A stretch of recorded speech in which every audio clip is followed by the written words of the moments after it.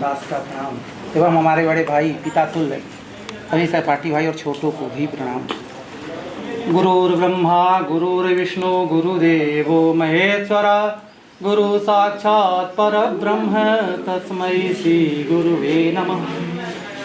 जैसे हमारे बड़े भैया ने बताया, हमारे परम बड़े भैया कहें तो या कि अपने सच्चिदानंद महाराज जी कहें कि पुरानी पद्धति में जो शिष्यों को दंड दिया जाता था, पर गुरु दंड तो देते थे, पर आत्मिक जो उनके अंदर प्रेम होता था शिष्य के लिए, तो उसके बाद उनके अंदर से करुण रस धारा बहती थी। वो पीट के तो जाते थे, पर उनके अंदर एक करुण धारा रहती थी कि आज मैंने अपने शिष्य को, अपने बेटे को मार के आया। उनके अंदर एक करुण धारा बहा करती थी।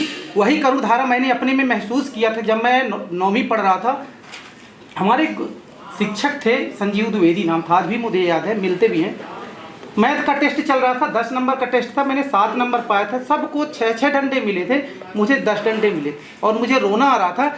उसके बाद कुछ देर बाद निकल के उन्होंने मुझे रुमाल दिया, बोले आप आंसू पोंछो, और वो कक्षा से निकल गए। उसके बाद जब मैं कक्षा से निकलने के बाद रुमाल देने गया तो स्वयं करुण स्वर में उनकी आंखों से आंसू बह रहे। तो गुरु तो वो है कि माँ जैसे बच्चे को कितना भी पीट दे, कितना भी डांट दे, पर उसके बाद उसके अंदर से करुण महिमा जागृत होती है। गुरु भी वही है। गुरु तो वह है कि जो शिष्य को, अपने पुत्र को भगवान से मिला दे, वही गुरु है। और ऐसे हमें सदगुरु भगवान मिले हैं कि हमें मतलब मैं तो कहाँ, मैं अधम शरीर मधम था, ये कहाँ भागवत मेरे लिए कुछ भी नहीं था।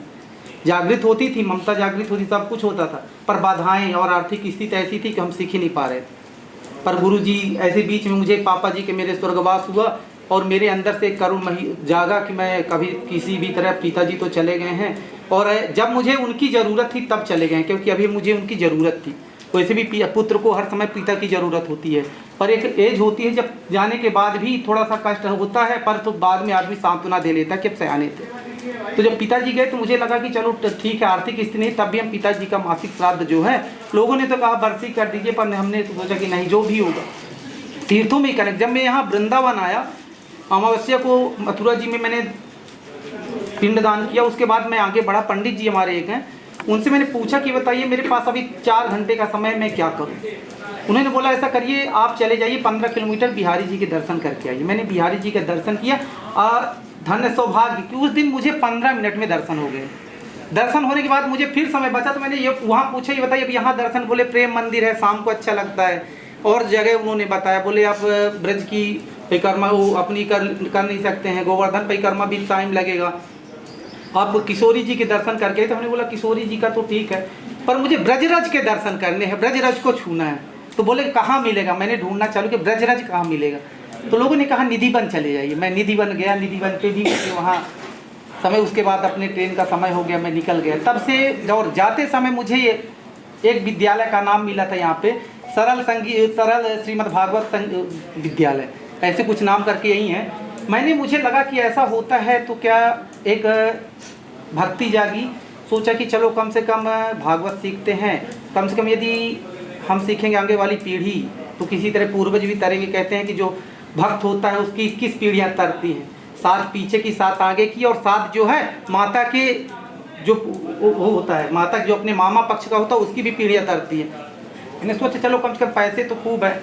हमने अच्छे अच्छे पैसे वालों को देखा कि पैसा रखा रह गया। कोविड ऐसे समय में बता दिया है कि कितने भी धनवान हो, कितने भी बड़े हो, पर आपके धन आपकी काम नहीं आने वाला। समय ऐसा आएगा कि आपका धन वहीं रखा रह जाएगा, और धन पूरी प्रॉपर्टी आप खर्च कर देंगे, उसके बाद भी आपका जीवन बचना संभव है। पर भक्ति ऐसी है कि भक्ति में रह गए, जाने के बाद भी ये शरीर अमर रहेगा। कोई तो कहीं कहता है, अभी भी मुझे आने के बाद एक दिन कष्ट हो रहा है। एक दिन ऐसी बात आई, गुरु महिमा के बारे में कहने के लिए हितेश जी ने कक्षा में कहा, किसी कारण बस मैं थोड़ा सा नहीं हो पाया उपस्थिति, थोड़ा सा हितेश जी को दुख पहुंचा, हमें भी कष्ट हुआ। मैं आने वाला था, मुझे शारीरिक कष्ट हुआ। मुझे लग रहा था कि मुझे मतलब, क्योंकि मुझे बीच बीच में हार्ट का पेन होता है, तो मुझे लगा कि मतलब पेन होने, जैसे ही सतना पहुंचा मुझे हार्ट का पेन हुआ। मुझे लगा कि अब जीवन में लगता नहीं बचेगा, तो लौट जाऊँ हॉस्पिटल चला जाऊँ। रेलवे स्टेशन में सोच ही रहा था, पर लगा कि चलो हो गया, जीवन तो जिस दिन आना है जाना है उस दिन तो चला ही जाएगा, उसको कोई रोकने वाला नहीं है। तो कम से कम इतना करें कि वृंदावन में ही ये शरीर छूटेगा, तो कम से कम कहने की और आप सबका सानिध्य है। तो मेरे मतलब जब भी क्लास कभी मिस होती है तो हमारे 2 बच्चे, बड़ा वाला पहले ही बोलेगा कि पापा जी आपकी कक्षा आज नहीं है क्या, गुरु जी आज नहीं आएंगे क्या। कल भी थे तो बार बार फ़ोन आ रहा था, पापा जी आपने फ़ोटो अपने गुरुजी की फ़ोटो नहीं भेजे, अपलोड कर दिए? हमने बोले हाँ कर दिए, बोले अभी नहीं पहुंची। तो उसकी भी मतलब तो हमें ये चीज़ का, ये जो भक्ति में मैंने जुड़ा तो मुझे ध्यान है कि मेरी आरती की, मेरे बाबा जी तो पुलिस में थे पर मेरे पापा जी तो पहले से ही भक्ति में थे, शिव की भक्ति उनके पास ज़्यादा थी। कहीं भी हो, एकांत में भी हो तो पहले ही शिव की प्रतिमा और शिव के मंदिर का निर्माण अपने हाथों से करते थे। जब पुराना घर था, मेरी दादी जी गई थी चारों धाम, उस जमाने में पैदल यात्रा थी, चारों धाम के बाद वो शंकर जी के लेके कुछ दिनों तक, 1 साल तक ऐसे ही रखे रह गए। पापा जी ने अपने इसी मंदिर का निर्माण किया, शंकर जी आज भी उनकी प्रतिमा। जब हम लोग वहाँ से जाके दूसरी जगह आए, वहाँ पे पापा जी अपने से निर्माण किए, फिर शंकर जी आए चित्रकूट से।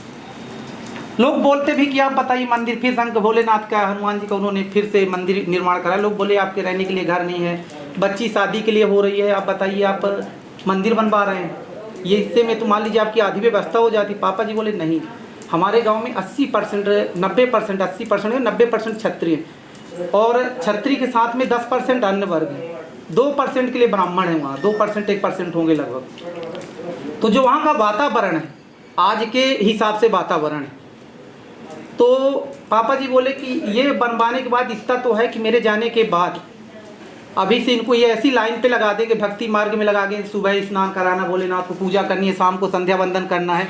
जब कभी धोखे से पापा जी क्या कई दाह संस्कार में किसी के चले जाते तो उस दिन पूजा नहीं करते थे, तो मुझे बोला करते थे यदि मैं स्नान ना करता, मैं बोल दूँ कि पापा जी आज मैंने स्नान नहीं किया है, तो डांटे, बोले तुझे शूद्र के घर पैदा होना था, ब्राह्मण के घर में जन्म लेने के लिए तुमने जन्म लिया, तुम तो शूद्र के घर में जन्म लेने लगे थे। उस समय मतलब ऐसी व्यथा लगती थी कि धीरे धीरे ऐसी आदत पड़ गई, चाहे ठंडी हो चाहे ये लगा रहता था डर कि कभी कब पापा जी बोल दें कि आज तुम पूजा कर लो, तो ये डर बना था। इसी से मतलब भक्ति मार्ग, आज बच्चा भी मेरा है तो बच्चा भी मेरा यही करता है। छोटा वाला तो जब गेट खुला कि शालिग्राम वगैरह सब नहला लेते हैं, सब शंकर जी भी उठ के नहा लेते हैं बाल्टी में ही, अब बैठ के बिल्कुल वो करेगा, अभी बोलते नहीं मतलब 1.5 साल का। बड़ा वाला भी पूजा करता है, बोलेगा पापा जी आज हम भोग लगाएंगे, हम पूजा करेंगे, तो हमें ही नहीं मिलती आरती करने के लिए, फिर वही बैठे बोले हम कितनी दिया जलानी है आप बताइए। तो ये भक्ति मार्ग है, ये गुरु जी के चरणों का आशीर्वाद है। और आज ये जो गुरु और ज्ञान धारा प्रवाह हो रही है, जिसको लेना है तो ले ले। इसके उसमें मैं एक थोड़ा सा अपने वाणी से एक भजन सुनाऊंगा और आप लोग थोड़ा सा, आप लोगों से चाहूँगा कि आप लोग सहयोग करेंगे। और जन्म जन्म की भूली भटकी हो, जन्म जन्म की भूली भटकी, हो गया आज उजाला रे, हो गया आज उजाला रे, ले लो रे रंग ले लो रे सखियो, आ गया रंगने वाला रे, मेरा सतगुरु रंगने वाला, मेरा गुरु रंगने वाला रे, गुरु रंगने वाला रे।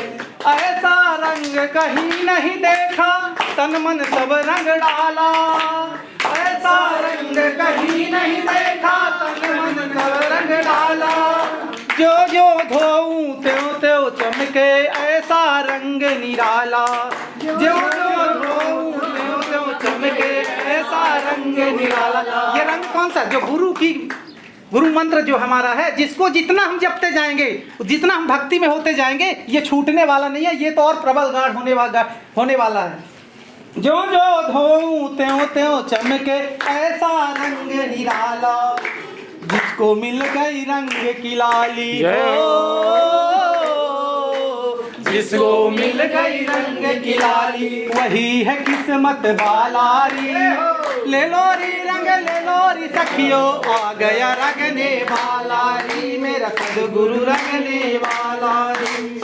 ऐसा रंग यह एक रंग बड़ा ही अनोखा, यह एक रंग बड़ा ही अनोखा, ताले का धन माया, सोए भाग्य हमारे जागे, जो ऐसा सद्गुरु पाया, सोए भाग्य हमारे जागे, जो ऐसा सद्गुरु पाया। ना कुछ लेते सब कुछ देते हो, ना कुछ लेते सब कुछ देते, इनका काम निराला रे, रंग ले लोरी सखियो, आ गया रंगने वाला री, मेरा सद्गुरु रंगने वाला री। फैलाओ अपने दामन को, बिखर रहे हैं मोती, फैलाओ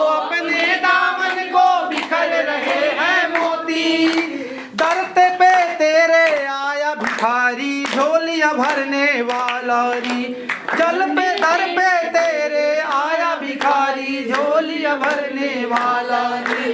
ले लो रे रंग ले लो रे सखियो, आ गया रंगने वाला री, आ गया रंगने वाला री। जो शरण गुरु की आया है लोक सुखी परलोक सुखी। जो शरण गुरु की आया यह लोक सुखी परलोक सुखी। जिसने गुरु ज्ञान है पाया यह लोक सुखी परलोक सुखी।